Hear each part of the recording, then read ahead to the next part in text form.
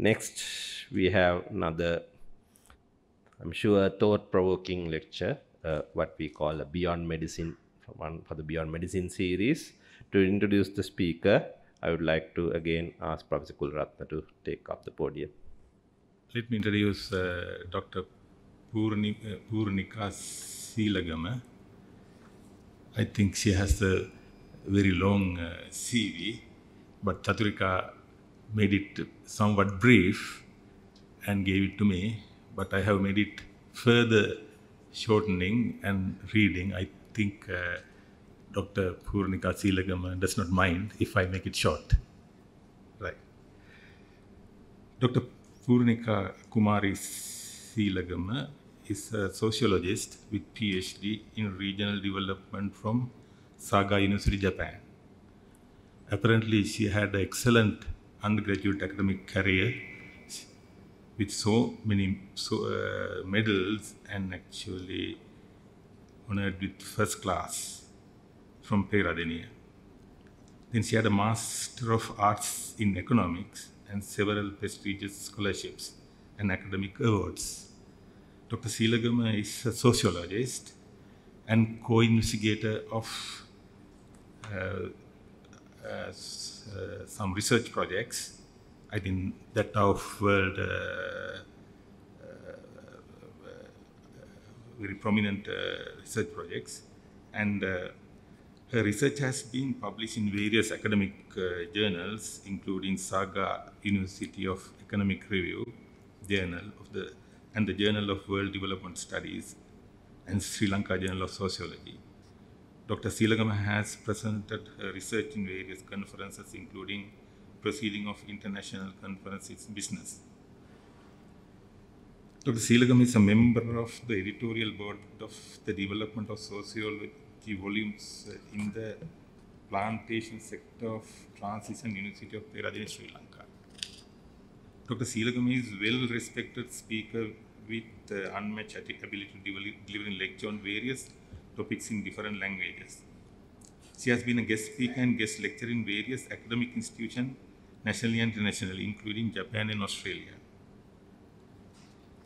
These were delivered in English, Singaland, as well as in Japan. So I would like to invite Dr. Seelagama to do the presentation on Beyond Medicine. Over to you, Dr. Seelagama.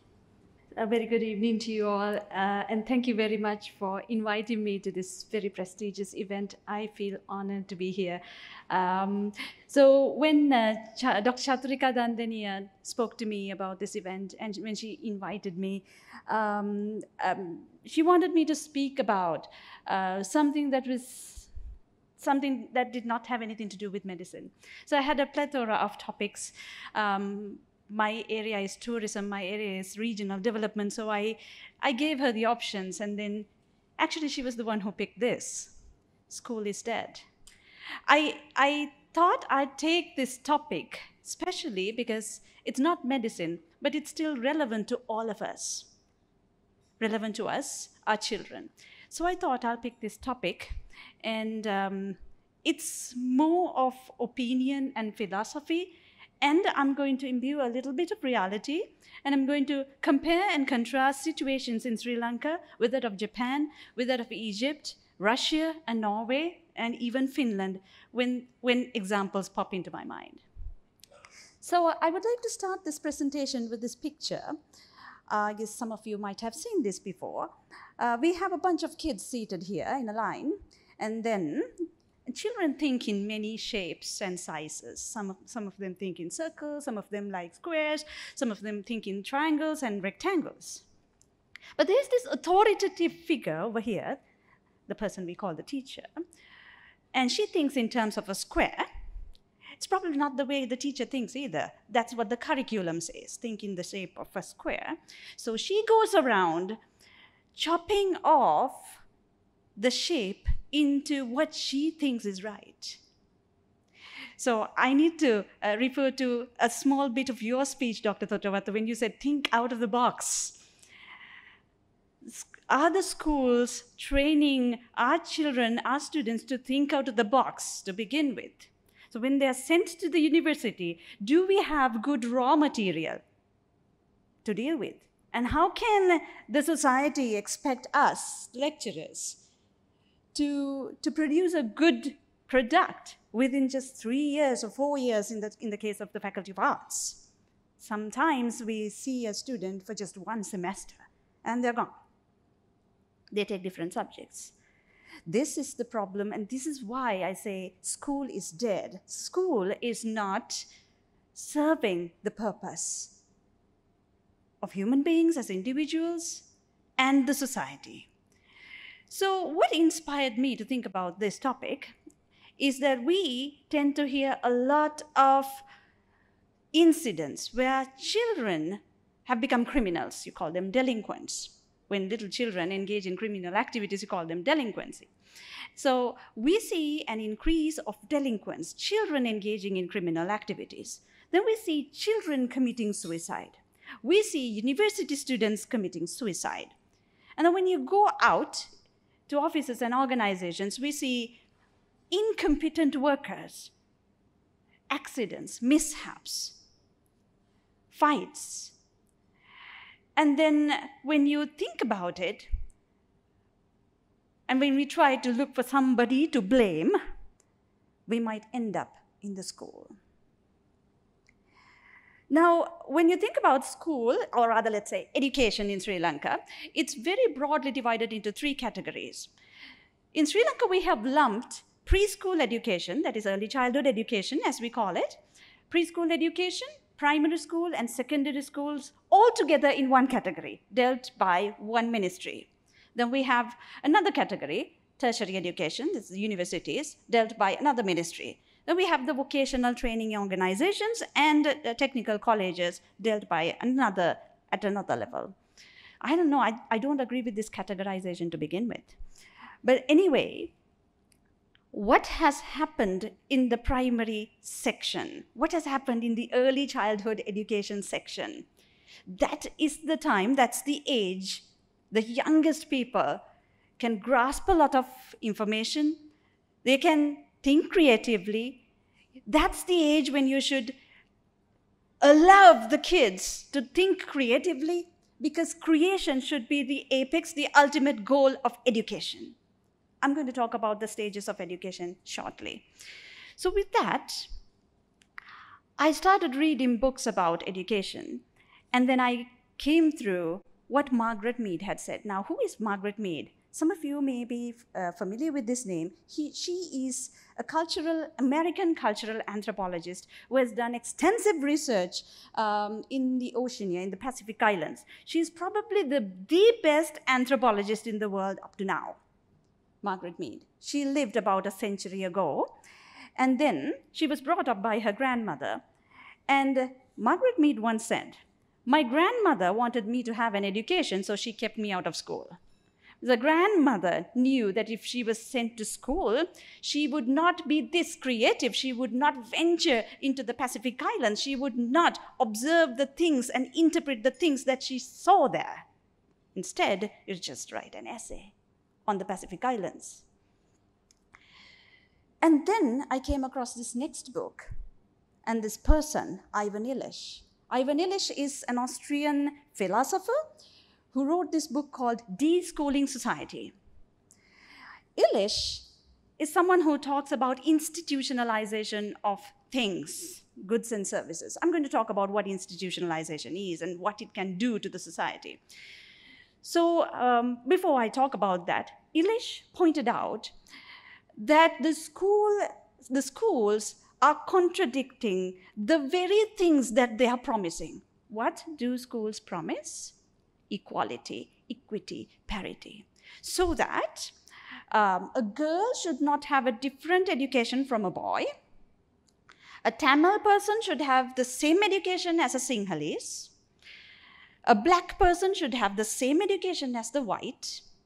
Ethnicity, religion, race, gender, all these things should not matter when it comes to education, because we think it should be universal and a right.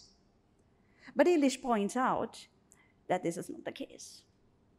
It is the very educational system that should negate all these inequalities, disparities, and discriminations. It is the same system that is propagating these differences. So that is why girls lose their aspirations by secondary school.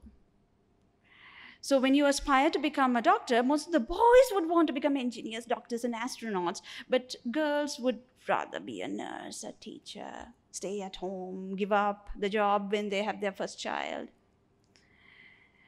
And that is why in India, if you have heard about the caste system, if you have heard about the untouchables in India, these children, the untouchables in India, are not even admitted to school. Principals don't take them into schools. And that is why the Indian government had to bring in a quota to admit Dalit children to schools, Dalit people to jobs, government jobs.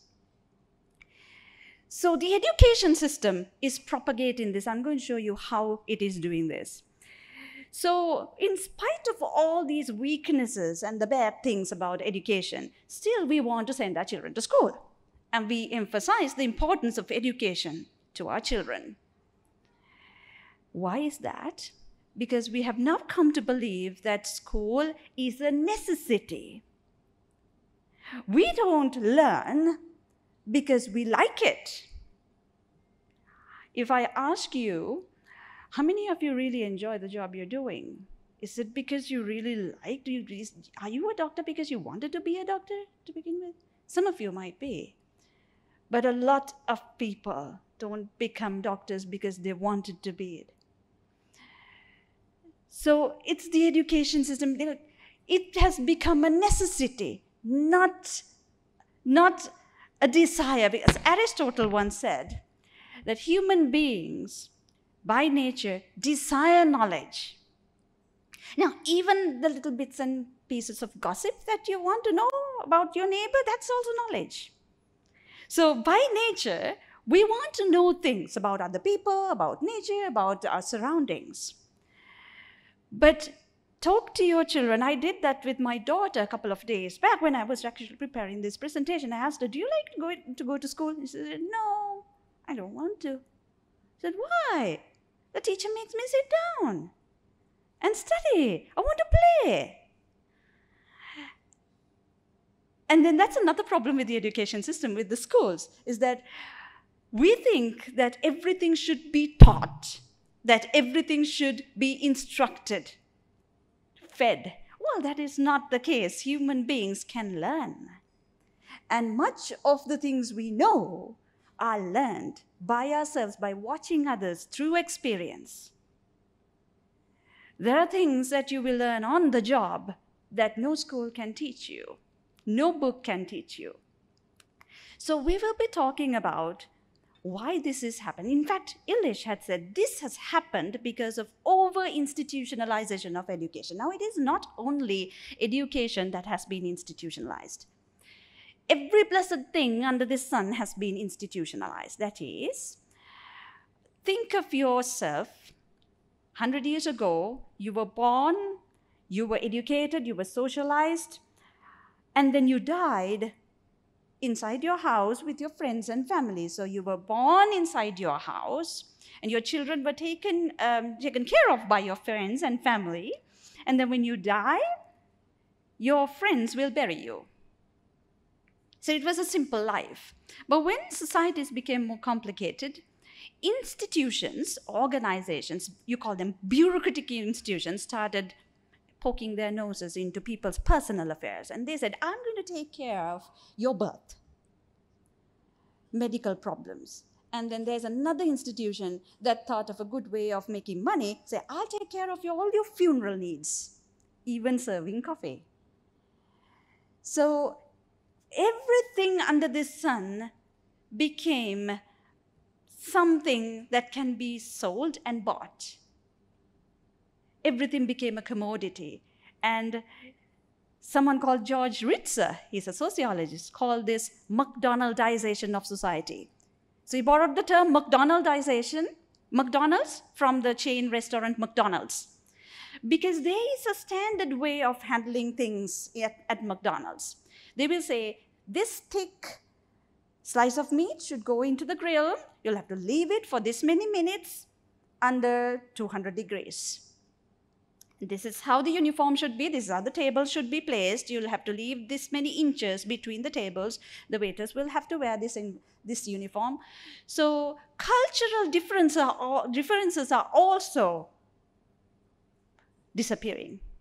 You call that homogenization of culture. But then I'm going to talk about homogenization of culture here. I'm going to talk about McDonaldization of education. So even this need, the service, education is now being taken over by institutions.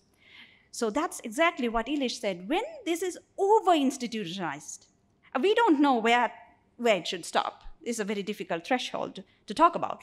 But when things are over-institutionalized, it's going to be out of control, because it's going to be a consumable, because it's going to be a commodity.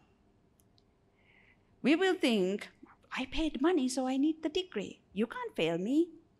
And the institutions are also going to think, oh, they paid money, so we need to make profit. We can't lose students. If we fail a couple, then we might not get customers. They are not students, they're customers.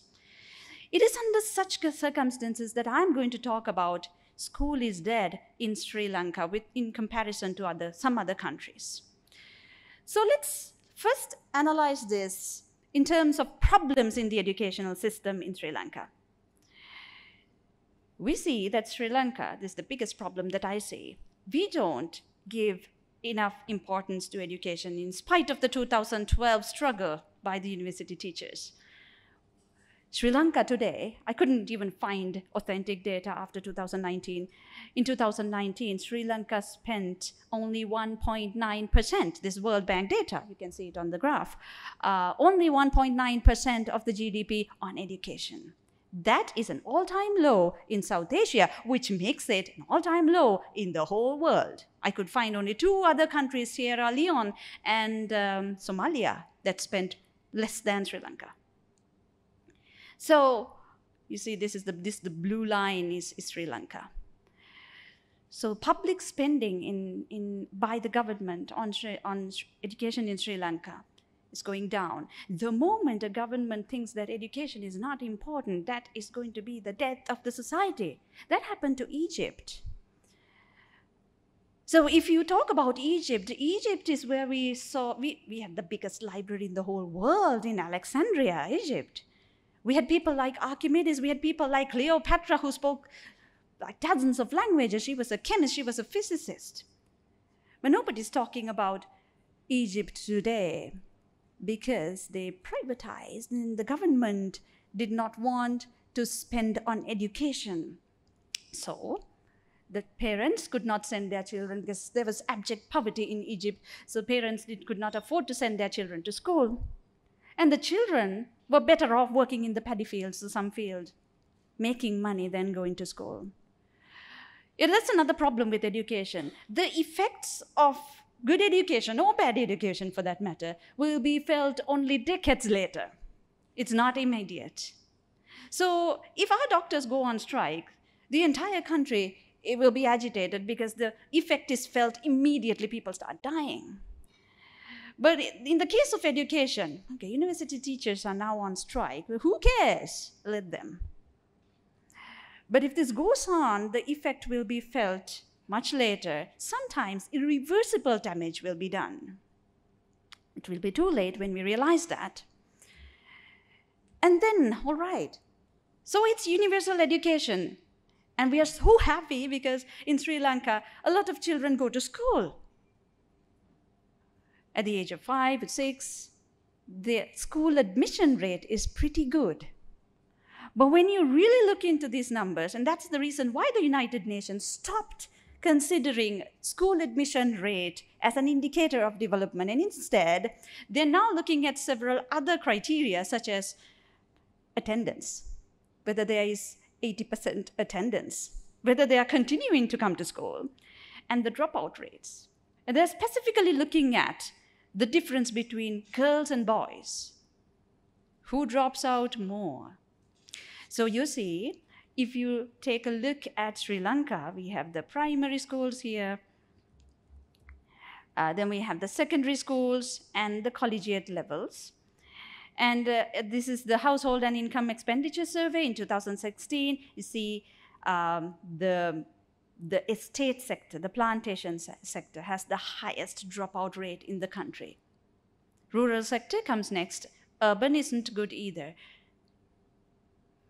So school attendance, dropout rate, all these things show a dangerous level in Sri Lanka. And when you look at the statistics, only less than 40% of children aged 17 and 18 still remain in school in Sri Lanka. And then this, I think, is the biggest problem.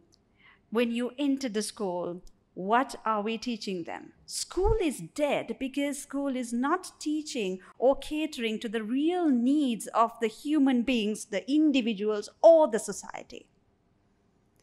Now, if you look at anything that we do, why do we do all the things that why do you want to educate yourself? Why do you want to do a good job? Why do you want to buy a car? Why do you want to build a house? Because at different capacities. Why do you want to paint? Why do you want to write poetry? Because we want to be happy. The end product should be happiness. So that's one reason why the singer John Lennon once said that when he went to school, the teacher had asked, okay guys, what do you want to be when you grow up? And then he said, I want to be happy. And then the teacher said, you didn't understand the question. And then Lennon said, you don't understand the life. So, because the teacher expected an answer like, I want to become a doctor, I want to be an engineer. But then his life goal was to become happy. So, very recently, I've forgotten the author, but I read a chapter of a book which said, can teachers make children happy? The answer was, definitely. So if your child is not happy in school, I'm sorry, I have to say this, it's the fault of the school. Because they have not understood children. They don't understand life goals to begin with. They're only after covering a curriculum, a syllabus. That's it, period. Whether they are happy. And that reminds me of Dr. Thotavatta's poetry again. What happens after that? Who cares? I've covered the syllabus. I've filled the pages. That's why they give homework, just to cover the syllabus. So happiness is not even a remote goal in our education system. So that's why our teachers give homework so much. Whereas here comes an example from Finland, no homework. And it is, even in Sri Lanka, prohibited to hold examinations for children under 12 years of age. But I'm telling you with a lot of responsibility that all of the schools here in Sri Lanka have examinations for even grade 1. And I can tell you that all of the schools held online examinations for grade 1, 2, 3, 4, 5. Examinations online. It's prohibited to do that. It's prohibited by law. So there are schools in other countries that do not give homework, do not have examinations. They don't teach. They create the environment that students can learn. Because it is there in us. It's an instinct, the need, the desire to learn. And then we need to speak about competition. Well, yeah, competition is great because competition creates progress. Nobody's against competition, but it should be healthy competition. Competition that is with your own self. The desire to be somebody better than yesterday. The same person. I was this today, I'm this today, and I want to be a better person tomorrow. Improve my own self. So I got 70 marks for mathematics last term. I want to get 80 or 90 this term. Oh, that's healthy competition. This is something we don't see in Sri Lankan schools. Instead, we have backstabbing. And I remember when I did my A-levels and the results were released, there was an incident. One mother had murdered the neighboring child, was a child, the neighbor, because her own child could not get into the university. Jealousy. That's the unhealthy kind of competition we are talking about. Who fosters unhealthy competition? Schools. By having examinations, we are pushing children to compete, to become the first in the class, the second in the class. And that's why in Japanese schools, even if they have competitions, even if they have sports meets, they reward everybody. They give a medal, they throw a medal on everybody. They shower the kids with gifts and say, okay, great, you participated. And that is why in East Asia, because group consciousness is there in East Asia, when you run, you help the other person. You don't leave anybody behind. You don't worry about whether you will be able to win, but it's a collective thing. I'll give you another example from Africa shortly. So, when competition is so stinging hard, we will have problems like we do now. I'm sure you have heard about ChatGPT. It's a menace, it's a cancer. And that is probably why the Italian government banned it this week. But I don't think a lot of countries still have ChatGPT. But forget ChatGPT, it's a very recent event. But we still have, just yesterday, on my Facebook page, it showed up that you can, shamelessly, you could see advertisements about people who will write your assignments for you, people who will do your master's thesis for you, your dissertation for you. And recently I saw advertisements for online PhDs, 1 year, no thesis. What is that? Not even a diploma, but it is called an online PhD with no thesis, 1 year on, as I said, online, just coursework. So when there's a lot of competition, people will resort to, and at the same time, there's competition and there's consumerism. Everything has become a commodity. Institutionalization is there, McDonaldization. So all of these things get together and create a very vicious society, and it becomes a vicious cycle, recurring again and again. And that is why in schools, instead of fostering competition, we need to foster values such as group consciousness, cleanliness, independence, politeness. So let me tell you about my experience with my daughter. She was sent to daycare when she was only 3 months old in Japan. That's when I was doing my PhD there. And I did not have to toilet train my daughter. They did it in 6 months, no accidents. I only had to throw in a couple of extra pants in her bag. And that's the kind of education they give there, while our Montessori or preschool children study the tables. 2 times 2 is 4, that kind of tables. Montessori children here learn how to write the alphabet.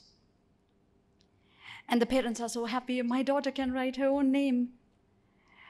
And my daughter's teacher in Japan was horrified when I told her, teacher, I'm not going to send my daughter to school tomorrow because there's this, in Sri Lanka, there's this tradition where we write the first letter, akuru kiwima kila again, at an auspicious time. So I said, I'm going to do that. And she was like, what?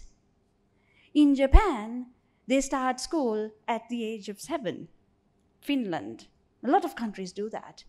And she said, you're going to do something brain damaging to your child. She will learn. Do you know that, if your daughter cannot handle letters until 12 years, then start worrying about it. But why want to teach how to write at the age of 3? This is stupid. Even the principal came and spoke to me and said, okay, no, I'm not going to teach her how to write her name. It's just a tradition. It's just the auspicious time. God, I'm not going to continue this. I didn't. She just learned it by herself when she started school. But when my daughter went to school, to grade 1, all the others were able to read and write. But that didn't become a problem. They will learn. They are, biologically prepared to do that at that age. Instead, the Japanese schools will teach, like I said, or rather create the environment to learn toilet training. How not to wet the floor, how to look after yourself. Japan is one country where they don't have servants and janitors in schools. House helpers don't exist. So the little children are the people who serve their own meals to their friends. There's a group of children doing that. Meals are prepared inside the school by a nutritionist, and the children serve the others. The teacher also sits together with them. They eat, and then they all go to the bathroom and brush their teeth. The teacher teaches them how to brush their teeth. And washing their hands, so after using the washroom, children as little as 2 years will count from 1 to 30. They don't even know that they're counting, but as if they're singing a song, they would count 1, 2, 3, 4. What are they doing? I'm sure you doctors remember how difficult it was to train our people to wash their hands properly during Corona. Because it's not in the culture. Because it is in schools, our teachers have not worried about teaching us all these things. Please wear the mask. Please make sure that the nose and the mouth are both covered. These are things that they do on a daily basis during winter in Japan and China and South Korea. And sanitizing hands. These are very, very normal things.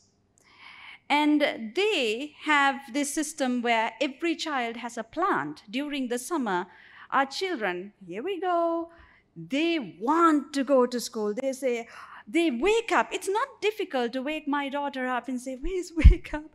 But in Sri Lanka, that's exactly what I do. I have to yell at her at 5:30, 5:45, yell again, 6 o'clock, yell again, drag her down, go to school. But in Japan, she'd just wake up and say, "I have to go because my tomato plant is there and I want to look at it."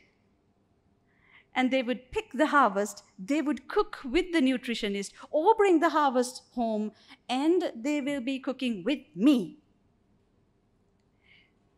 So you see, and I remember this brilliant activity at the sports meet in Japan. If there were group events in Sri Lanka, it would be, there are 5 people, and there's a hoop there. So the people who can put all the balls through the hoop would win, right? But in Japan, it's quite different. Yeah, you need to put all the balls through the hoop, and then you need to rearrange them. You can't have balls running around, rolling about. You need to tidy up. So the winning group would be the group that is able to tidy up the place. So you do an activity, finish it properly, clean up. Don't leave things for somebody else to do. When you go to the washroom, flush. So these are some of the things that our schools have not even thought of. And then road rules. We expect people to follow the road rules, but who taught us the road rules? Nobody did. But in Japan, they do that in early childhood educational institutions. So they bring in the police, they bring in this toy, the traffic lights, they bring in toy cars that can be driven. So they put them in the playground and they ask the children to drive around. Some children will be playing the role of pedestrians. So road rules are taught, and then they're taken out on walks on a daily basis with the teacher. Even little toddlers will be carried by the teacher. And they go on walks and picnics. They learn. Nobody teaches them. So the system only creates an environment that is favorable to learning. So this is why some of our children and later adults are not creative because we focus on the unnecessary things. Here's where I'm going to talk about these levels of education. We give so much importance to remembering stuff. Even our A-levels is like that. The person who can kill sleep and study a lot by heart and vomit that will get into the university. Most of the time, that is how it is. But Albert Einstein, once he was asked by a journalist, what's the speed of sound? And he was like, who knows? I don't know. Why do I even have to remember that? It's all over the internet or in the books. Don't try to remember things that is easily available around you. The goal of education should not be to train people how to remember stuff. That's the basic level of education. We should aim at the apex. It's a triangle, it's a pyramid. I'm sure everybody knows about the Bloom's taxonomy. On the top, you have creation. And creation is not about writing poetry and aesthetics only. Medicine can be creative. Engineering can be creative. Anything. Sociologists can be creative. That is about your creative ability to come up with a solution to solve a problem instead of repeating something that is in the books. So when our car manufacturers or even universities are teaching about the basic theories, we are very, very theoretically motivated, our education system, even in the universities. I know that's exactly what we start with. I do that too. I mean, it's all right to start with it, but then we are too wrapped up with theory. And then if somebody does something out of the box, like Dr. Thotowat said, you'll be like, ooh, strange person, queer person. But Toyota, the Japanese car manufacturer, what they do is, do you know how they come up with the new models? They hold an art competition for children under 15 years of age. It's an international competition where children are allowed to draw their future car, the car that they would like to drive in the future. That is where they borrow the ideas for their future models. Creation, let them be free. You should not restrict them saying, no, you're not right. It could be a reality one day.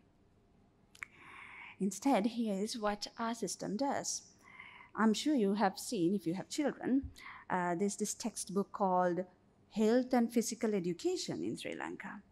And in this book, the textbook, which is used by all of our school children, it teaches how to play volleyball on a textbook. It teaches you how to play netball on the textbook. It teaches you how to march on the textbook, like before you touch the ball, how you push the ball, how... Do you even understand this? I mean, come on, you're educated. What is the need for this book? I mean, go out and play, let them play.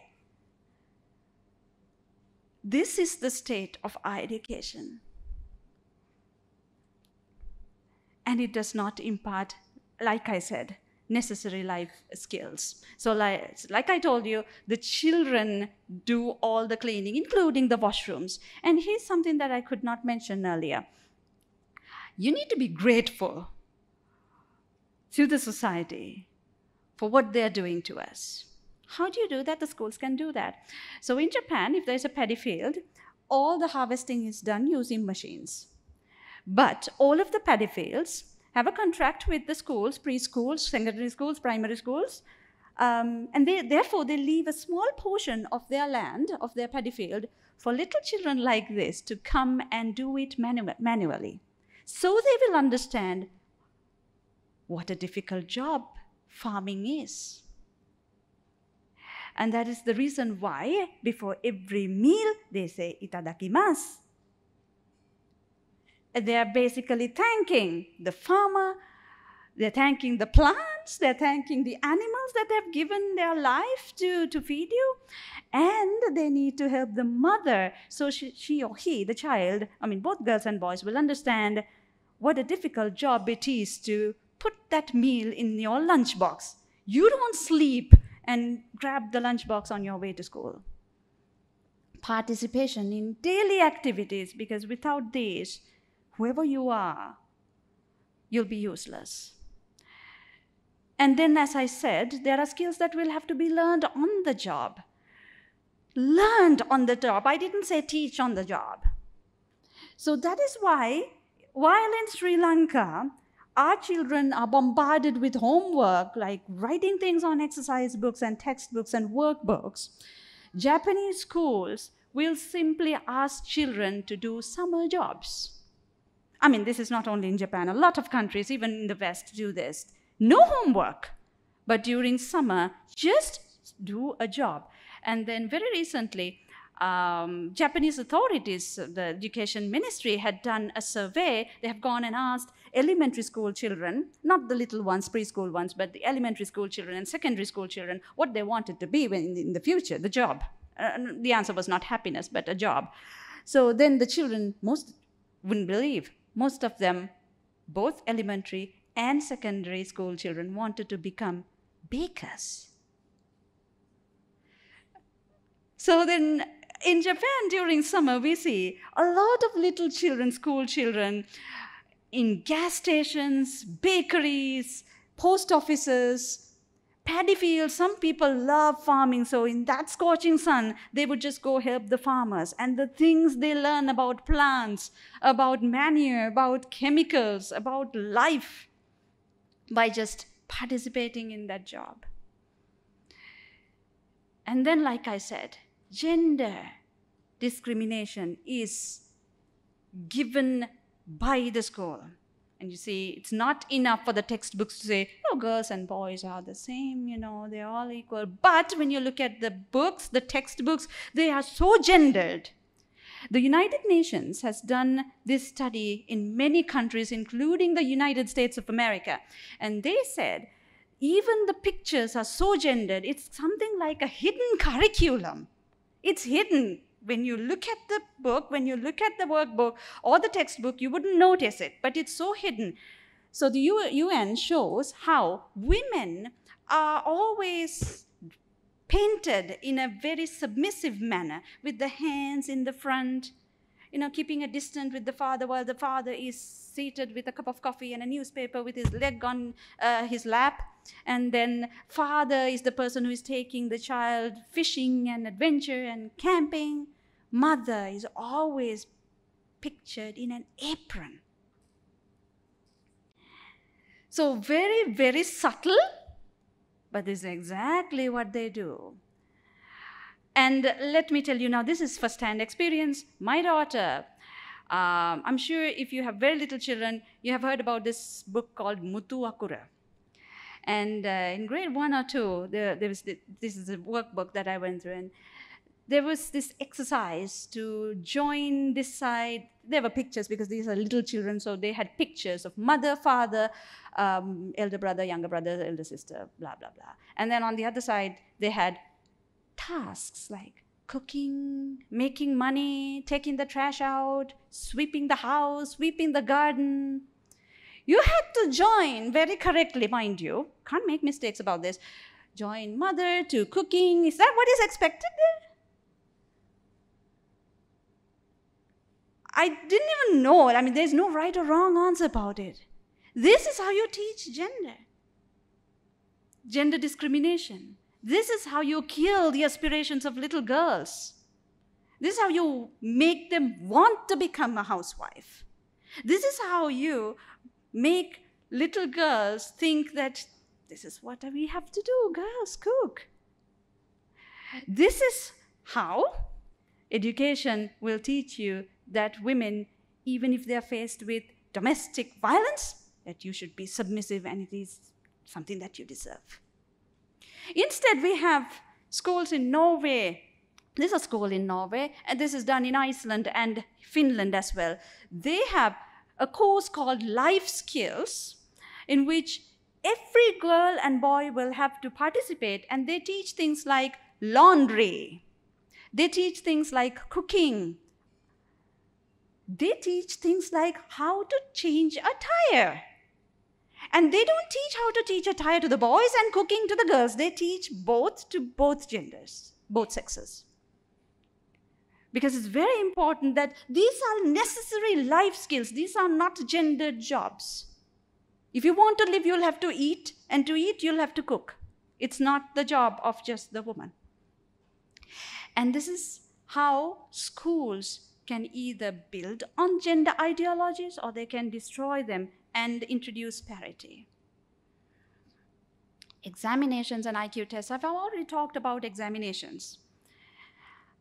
Well, like I said, examinations are not the right way, the correct way to measure somebody's knowledge. It's the most lousy way that I can think of.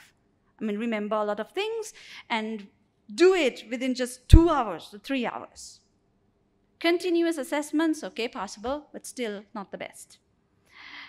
IQ tests are worse because IQ tests are created by white, Western males for white Western people. If you look at some of the things that they ask in these IQ tests, numerical ability, literature. Now, why do you expect somebody from China to know English literature? And why do you think numbers are necessary to be successful in life? There are tribes in this world that do not have this concept of numbers. And then you might be thinking, ooh, how can you even think without numbers? I mean, everything is a number. But there's this Latin American tribe called the Piraha. They don't have numbers. So if you go and ask the Piraha people, how many children do you have? They'll be like, how many? It doesn't make sense to them. They don't have this concept of time. So the sun goes up, it goes down. What is time to begin with? It's a concept that we have created. And there are tribes in this world still, in this modern world, and we call ourselves civilized. These people don't have these concepts, and they live happily ever after. But, they don't know the number of children they have, but they can still identify all their children, and they still love all their children. It's not important to be able to count. So, you see this picture. It's of the Xhosa community. It's an African tribe. You have heard about the Ubuntu, I'm sure. The Ubuntus, for example, have this notion. They say, I am because we are. While the West is so possessed about I, me, my, individualism, it's me, mama, mata, mage, my success. You wear the mask? No, I don't want to wear the mask because I don't like it. I don't care who else gets sick. But whereas in Africa and East Asia, people they have group consciousness. So if you ask a Japanese person, why are you wearing a mask? I feel, I think I have a cold today. I don't want to give it to somebody else. Group consciousness, it means that the group is more important than the individual.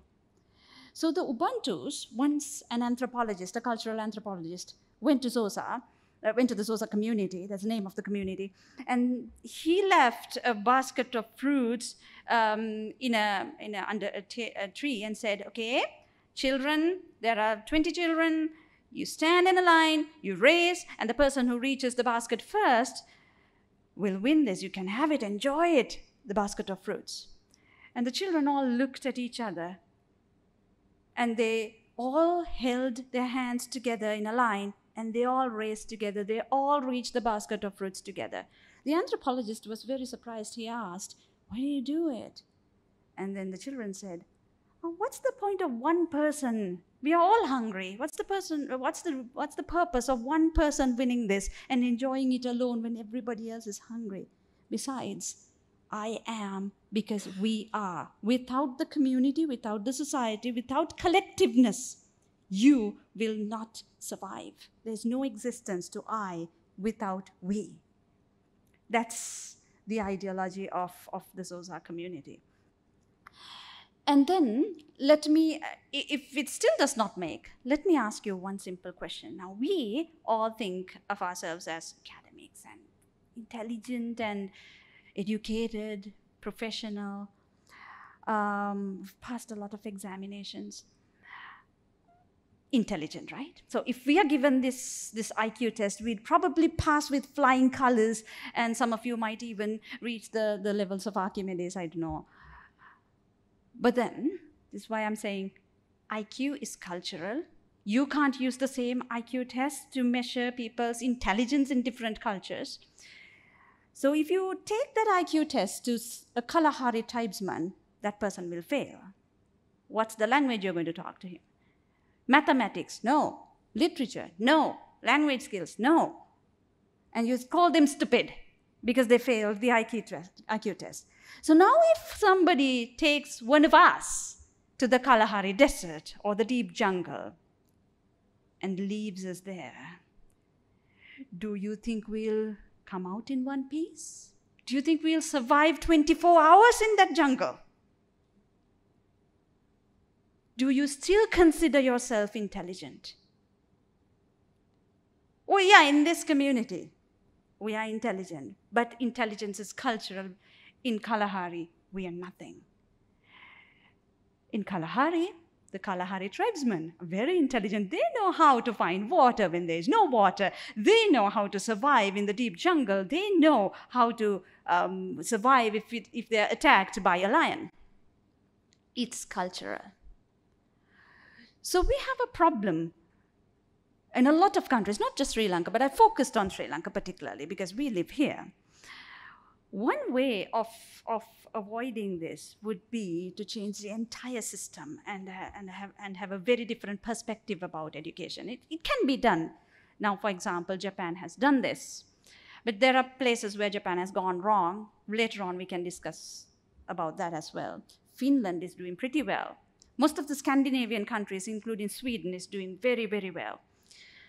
So then, one place where we have gone wrong is that we do not place value on educators. I mean, I could have talked about this on my first slide itself, but I kept it until the last. We need to train our teachers. We need to pay them a decent salary. We need to have a system to pick the best people because we are dealing with young children, our futures, and we need the best people to tackle children. Once when we were doing a research, we went to the plantation sector in Nuwara. There was this little girl. She looked about 16 years old. She was the teacher. She was a Tamil girl. And when I talked to her, she said, oh, I live in the plantation. I'm a citizen of this plantation. And when we talked about life, I learned that she had failed her O-levels. That is why she had joined the daycare center and preschool, the only daycare center and preschool in the plantation, as a teacher. As we talk now, less than 40% of our preschool teachers are trained. More than 50% of them are not qualified. Some of them do not even have the advanced level qualification. Forget about other training. Forget about child psychology. And one way to do this is start with an attractive salary. Same goes for university teachers. To attract the best people, you need to pay them well, or they'll find other means of earning, and give them training. Make sure that you pick the best. You have a good system to sort people. With that, I would like to end. I think I've taken a little bit more than I should. So I would be very happy to continue the discussion after this.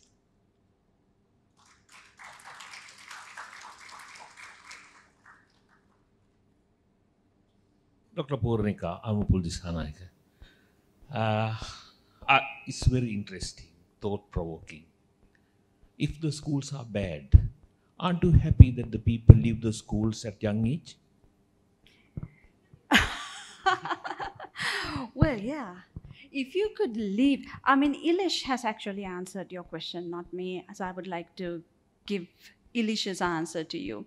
He said, instead of schools, you can create environments where children or students can go and learn in the industry. I don't know how. I don't agree with Ilish when it comes to professions as yours, medicine, engineering. I don't think you can just go to a hospital and learn all the skills.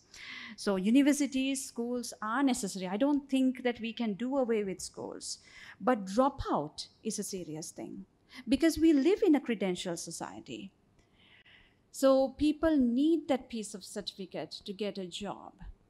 So if we have a huge dropout rate, we need to address, that's where we find out that schools are bad, and we need to address it. We can't just say, okay, the schools are bad, people are dropping out, so just let's leave it. Isn't the government doing well by sort of starting the NVQ system where the people who don't learn well in the schools can join the vocational training and they are getting better paid jobs? Yeah. And should everybody be sort of O-level qualified, A-level qualified? No. I think we are on the correct path, aren't we? I agree with you there. So, introduction of technical and vocational training schools, colleges, and universities, that's a wonderful idea. So the NVQ system where you assign a grade, a kind of level, and then you pick the path that you want to follow. You're not interested in mathematics. You're not interested in becoming a poet. So instead, you want to become a beautician. So that's a wonderful thing. But the problem is, doctor, I think I had the statistics, but I didn't really read it out. Only 1% of the school dropouts in Sri Lanka attend vocational training. So they're not widespread. The services are not good enough, and they don't have these vocational training schools everywhere.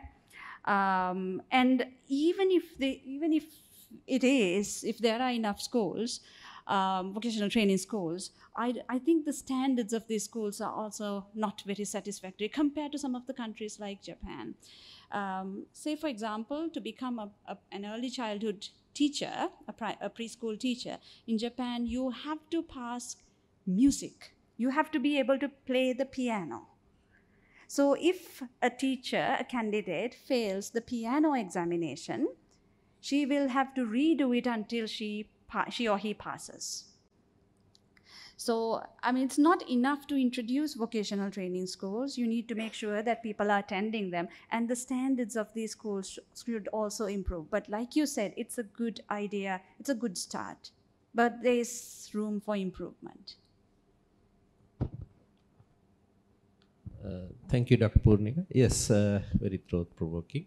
And just to now, today I think we have audience, a lot of medical teachers as well as physicians. We also involved in teaching our medical students. They come through us, though not formal, but they have to go do their clinicals. As you said, teaching coming through this bad system, which we agree that the learning process is to pass exams. But when they come, how do we get them to think out of box or make them to study themselves, which we need to do? Otherwise, there's no way that we can give lectures when we teach clinicals. How do we do that? Yeah, it's a good question, and it's something that I'm struggling with my students as well, even sociology students. Because, like I said, what we get is bad raw material from schools. So they've already come to the university, and then we have, compared to the Faculty of Medicine, in the Faculty of Arts, we have either 3 years for general degree students or 4 years for special degree students. And then it's impossible for a teacher to teach how to think out of the box within a semester or two, because we have a curriculum to cover as well. And the contact with the student at the university level is very, very low, quite distant as well. So that is why I focused more. I actually didn't talk about the universities. I was focusing more on schools because of that reason, because of the reason that you asked the question, which is a wonderful question. You're having a very, very realistic problem that all of us are struggling with. Because they've spent 13 years in school not thinking out of the box. And we are given a bunch of students and say, okay, you change them in a semester or two. It's impossible.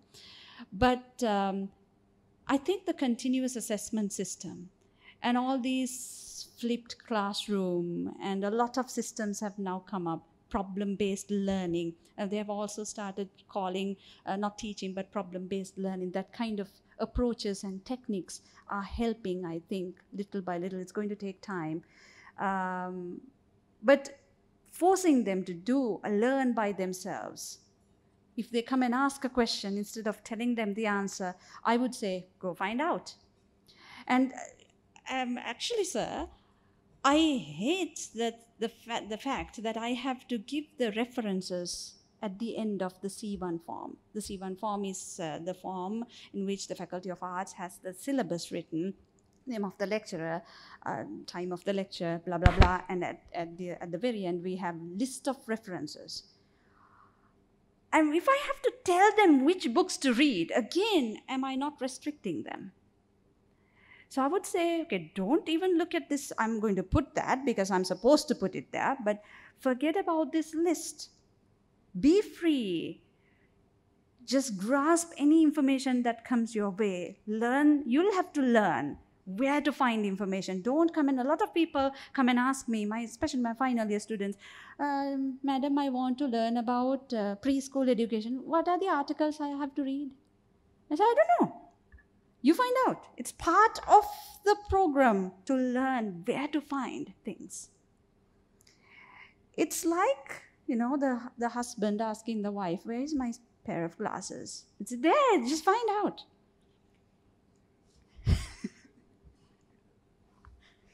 I hope I answered your question. Yeah, in partly. So, are there any techniques or anything like that we can rather you said that you have to get them to do it. Yeah. So, but then they are not trained to do that. That's the problem sometimes. They will have to be trained by doing it. Say, for example, problem-based learning, flipped classroom.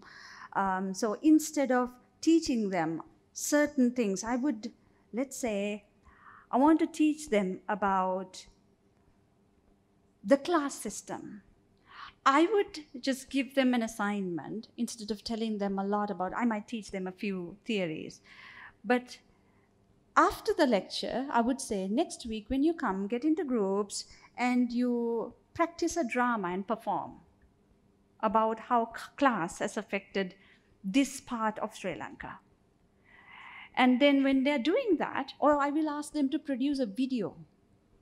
So in the process, they will not only learn about class to do a drama, they will also learn about acting, they'll also learn about role play, they will also learn about how to make a video, technical stuff. And I'm not going to teach them how to do it. So they will have to learn by themselves. So these are some of the techniques, participatory learning techniques. And we can't teach them the technique and then get them to do it. I would say it's enough for us to know the system. Just ask them to do it. They'll get used to it. Because it's in our instinct. It is in our blood. They'll do it. And just another small question. Now, you mentioned about the exams, homework. Is that coming from schools or is that the society wants it? Like, I have heard a lot of parents complaining if the teacher doesn't give school homework. Yeah, another wonderful comment. I was once seated in an airport in China when a certain minister, Sri Lankan minister, came and sat next to me and he started chatting up. And then he asked me where I was coming from. I said, I'm coming from Japan and I'm on my way to Sri Lanka and I'm seated here on my transit. And then he said, well-known UNPer, he said, okay, you have a little daughter. How is the school system there? I said, she's going to Huikuen, that is daycare center. And I told him about how they do things in Japan, like I shared with you. And he said, he's quite educated actually. He's not a dumb politician. He was quite educated. He's an I'm sorry, I had to say that. He's an engineer, and his wife is a doctor, so he's a good man. And then he said, that's the problem with Sri Lanka, is that I tried to do that in Colombo. When he opened his own preschool, and he said, okay, no exams, no alphabet, no tables. The parents were so angry and violent, and they all took their children away and said, "Me iskole monottu gannanne mang uganane iskolaකට දාන්න." And then the other side of this is that one very, very famous person in Sri Lanka, I don't want to mention the name, he was in Japan, somebody who was in the limelight in the recent past last year. He was in Japan in the same university where I studied with his wife. And his wife is the principal of a leading school in Colombo, a girls' school. And then, so Madam really looked at how things are done in Japan. She was so impressed. She wanted to introduce these things in Sri Lanka. So she came back, she went to her school and said, "Okay, children, we are going to clean the school now. No janitors." The parents were infuriated. "Appi ළමයින්ට අතු කාණ්ඩ කියන්නේ toilet සුද්ධ කරන්න කියලා." So if you try to enforce these things haphazardly here and there, there's going to be a lot of resistance. Even if you enforce these things in general, there's going to be resistance at first. But you will have to persist. So like you said, sometimes parents want examinations. But we need to have at least the option of not getting our child to, I did that, because my daughter was so distraught after having to do, I think I shared this with Chatu as well. She was so distraught when she had to take an examination when she was in grade 2. So I just called the teacher. I wrote an email to the principal and said, okay, you can't fail my daughter, because do you know that you can't hold examinations until 12 years? So she is going to the next grade, but she's not taking the exam. And then the principal said, but the other parents want it, and then the teachers want to know if your child, blah, blah, a lot of explanations. I said, okay, go ahead with your exams, but we should have the option not to let my child take an examination. Same goes for the grade 5 scholarship. If you don't have plans to change the school, why? So I think a good option would be to give the option to the parents to decide whether your child wants to take the exam or not. But I think after a certain threshold, after a certain age, say when you go to secondary school, you can't say you can't have exams. But I'm specifically talking about preschool and primary here. You can take one more question. You take another one? Another question? I'm here. Yes. Now, taking on the philosophy of Dr. Totowatta, the Salarinian and the Kantaka's girlfriend story. Now, I think school teachers, you should look at the school teachers, an average school teacher's life. And he begins at 4:30 in the morning. They get up, cook, feed their children, get the children dressed up, put them in school vans, and then pack her own lunch, breakfast and lunch, travel at least by 3 buses, go to school, and then start teaching. And then they come back home, do the same routine, do a little tuition class probably, and then teach the student to teach the children, help them to do homework, cook dinner, and wash clothes and whatever, and then go to sleep at about 11 in the night. Now, how can you expect someone who goes through, I think most of the teachers are like that, for anything better than what we already have? Yeah, I totally agree with you, sir. And that's the reason why I said the educators will have to be, number one, paid well at least. And the system will have to be changed so that they will get appointments to schools nearby at least. I mean, I don't know how to do that because I haven't really thought about it. But then I think point number one should be pay them well, so that they can at least arrange a mode of transportation. We don't have the right people, we don't have qualified people. And the people, why don't we have qualified people? Because they're not being paid well. And I do agree with the struggle. I mean, don't we all have the same struggle? We all wake up at 4 o'clock, 5 o'clock. I mean, even the lady doctors do. But they have a better salary, they have better facilities to deal with the other things. So one of the key things, I'm sorry, now in sociology, there are many arguments about this. Marxists, people who are following Karl Marx's theory of conflict, they always say money comes first. Whereas functionalists, symbolic interactionists, they say, no, money is secondary. Culture, gender, religion, these are the things that determine money. I would say Karl Marx was right. Everything is money. Because there are things that can be bought. Even health, I don't know, can be bought with money. Treatment. I mean, you don't have money, so you don't have drugs now. So I think this may not be the sole solution, so definitely not by far.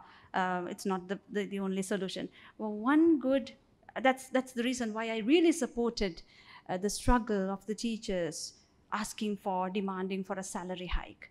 What can you do with just 30,000, 35,000 in this inflation? So the struggle is real. I accept that. So what I was saying was not putting the blame on individual teachers, but I looked at the system, how the system has created that teacher. That was my focus. One little question, not a question. Can we have a little opinion on teaching religion as a subject in schools? What do you think? Okay, very controversial, but thank you for that question, Dr. Thotawatha. Can I take an example from Japan again? When we lived in Japan, there was this temple nearby. We used to, both my husband, and we used to take my daughter as well there. And then in Japan, children commit suicide a lot. That's because their primary school education, up to primary school, it's perfect. Then they made this fatal mistake of copying the American system when it comes to the secondary school. And it was culturally incompatible. You have what you call examination hell. So children commit suicide a lot. Young people, university students commit suicide a lot. And then when you look at the reasons why these children commit suicide, even young people commit suicide, they couldn't handle problems. They were depressed. And they could adapt to situations. So, and then at the same time I noticed, we thought that Japan is a Buddhist country, right? Well, hell no. It's a country full of atheists. And if you do believe in a religion, you believe in so many religions. When you are born, as a child, you are taken to a jinja, that is a Shinto shrine. And when you get married in a church. Regardless of your religion, you get married in a church. There are hotels with chapels, and you can hire a father. And when you die, you're buried in a temple. So, yeah. So it's a very interesting country. So I noticed that religion has no grip on the society, absolutely no grip. And that is why in Japan, cults are mushrooming, because the mainstream religions like Buddhism, Hinduism, Islam, whatever, Christianity, Catholicism, they don't have any control over the people. So therefore, to fill that gap, and a lot of people are committing suicide, they have problems. Now in Sri Lanka, we have religion to turn to. Even if you say, okay, like Dr. Thotawatha said, your wife has a cancer. So if science cannot answer the question, religion will. So you can go to the temple, you can meditate, you can do a Bodhi Puja. There are things. Religion is always a salvation to us. Whereas to the Japanese people, religion does not exist as a salvation. So I popped this question to this the priest in the temple nearby, and he said, Purnika-san, when Japan lost the war against the USA, we were like devastated. There was nothing left. And at that time, the government that came into power was the Meiji government. The Meiji government was very, very far-sighted. And they noticed that the most dividing thing in the society in Japan is religion. So in India, it could be caste. In Sri Lanka, it could be Udarata, Patarata. There are many things that divide people into little categories. And in Japan, the Meiji government noticed that it was religion at that time. So the government took a decision to ban teaching religion in schools. That is the result that we are facing today in Japan. No religion is powerful. We have a mushrooming of cults, suicide. There are repercussions. But the most peaceful countries in the world are the countries that do not teach religion in schools. Similarly, Japan is very peaceful. We have very little crime in Japan. And I do believe moral education, they have that subject called moral education. It does not worship any God, any one God. It does not subscribe to any one religion, but instead, it's about moral education. It's about doing good to all, good things. So it's a wonderful question. I would say we should stop teaching religion in schools.